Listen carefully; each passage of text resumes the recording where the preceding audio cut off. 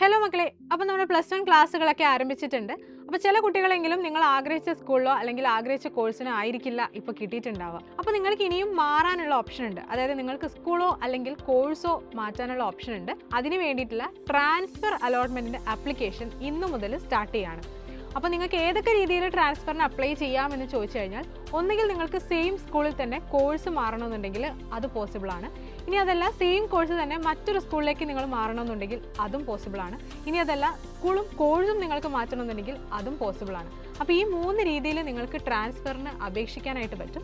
ഇനി ആർക്കൊക്കെയാണ് അപേക്ഷിക്കാൻ പറ്റുമെന്ന് വെച്ചാൽ, നിലവിൽ അഡ്മിഷൻ കിട്ടിയിട്ടുള്ള എല്ലാ കുട്ടികൾക്കും ഈ ട്രാൻസ്ഫറിന് അപേക്ഷിക്കാനായിട്ട് പറ്റും. ട്രാൻസ്ഫർ അലോട്ട്മെൻറ്റിന് അപേക്ഷിക്കുന്ന സമയത്ത് നമ്മൾ കുറച്ച് കാര്യങ്ങൾ ശ്രദ്ധിക്കാനായിട്ടുണ്ട്.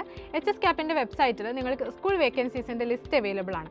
അപ്പോൾ ആ ഒരു ലിസ്റ്റ് നിങ്ങൾ നോക്കുക. അതിനകത്ത് നിങ്ങൾ ആഗ്രഹിക്കുന്ന സ്കൂളിലൊക്കെ എത്രമാത്രം വേക്കൻസി ഉണ്ട് എന്നുള്ളത് നോക്കി വെക്കുക. പിന്നെ ആപ്ലിക്കേഷൻ കൊടുക്കുന്ന സമയത്ത് നന്നായിട്ട് ശ്രദ്ധിക്കണം. നിങ്ങളുടെ പ്രിഫറൻസിനനുസരിച്ച് വേണം നിങ്ങൾ ഓപ്ഷൻസ് കൊടുക്കാനായിട്ട്.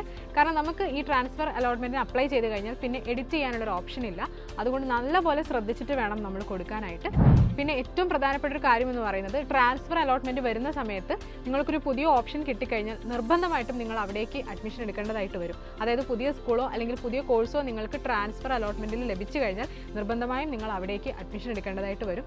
അതുകൊണ്ട് തന്നെ ട്രാൻസ്ഫർ അലോട്ട്മെൻറ്റിന് ഓപ്ഷൻസ് കൊടുക്കുന്ന സമയത്ത് നന്നായിട്ട് ശ്രദ്ധിച്ചിട്ട് വേണം കൊടുക്കാൻ. നമുക്ക് ഒന്നിലധികം ഓപ്ഷൻസ് എല്ലാം കൊടുക്കാൻ പറ്റും. പിന്നെ പ്രത്യേകമായിട്ട് നിങ്ങൾ ശ്രദ്ധിക്കേണ്ട ഒരു കാര്യമാണ്, നിങ്ങൾ ആഗ്രഹിക്കുന്ന സ്കൂളിൽ വേക്കൻസി കാണിക്കുന്നില്ല എങ്കിൽ പോലും ആ സ്കൂളും നിങ്ങൾ ഓപ്ഷനിൽ എന്തായാലും ഉൾപ്പെടുത്തണം. അപ്പോൾ നിങ്ങൾ ആഗ്രഹിച്ച കോഴ്സിനോ അല്ലെങ്കിൽ ആഗ്രഹിച്ച സ്കൂളിലോ അഡ്മിഷൻ കിട്ടാത്ത എല്ലാ കുട്ടികളും ട്രാൻസ്ഫർ അലോട്ട്മെൻറ്റിന് അപ്ലൈ ചെയ്യാനായിട്ട് ശ്രദ്ധിക്കുക. അപ്പോൾ എല്ലാ കുട്ടികൾക്കും നിങ്ങൾ ആഗ്രഹിച്ച സ്കൂളിൽ ആഗ്രഹിച്ച കോഴ്സിന് തന്നെ അഡ്മിഷൻ കിട്ടട്ടെ. All the best.